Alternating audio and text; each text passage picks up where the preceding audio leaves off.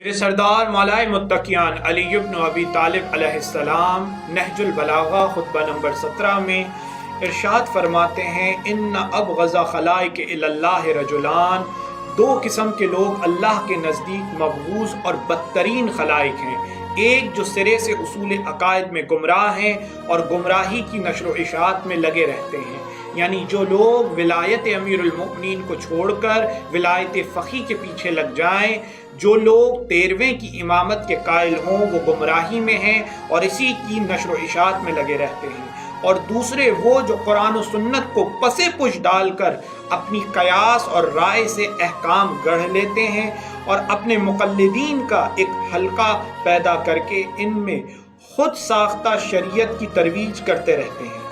ایسے لوگوں کی گمراہی اور کجروی ان کی ذات تک محدود نہیں رہتی، بلکہ ان کی ضلالت کا بویا ہوا بیج ایک تناور شجر کی صورت اختیار کر کے گمراہوں کو اپنے سائے میں پناہ دیتا ہے اور یہ گمراہی بڑھتی رہتی ہے۔ چونکہ اس گمراہی کے اصل بانی یہی لوگ ہیں، اس لیے دوسروں کی گمراہی کا بوجھ بھی انہی کے سر لادا جائے گا۔ سورہ عنکبوت میں اللہ ارشاد فرماتا ہے وَلَا يَحْمِلُنَّ أَثْقَالَهُمْ وَأَثْقَالًا مَعَ أَثْقَالِهِمْ، یہ لوگ اپنے گناہوں کا بوجھ تو یقیناً اٹھائیں گے اور اپنے بوجھ کے ساتھ جنہیں گمراہ کیا ہے ان کے بوجھ بھی اٹھانے پڑیں گے ان لوگوں کو۔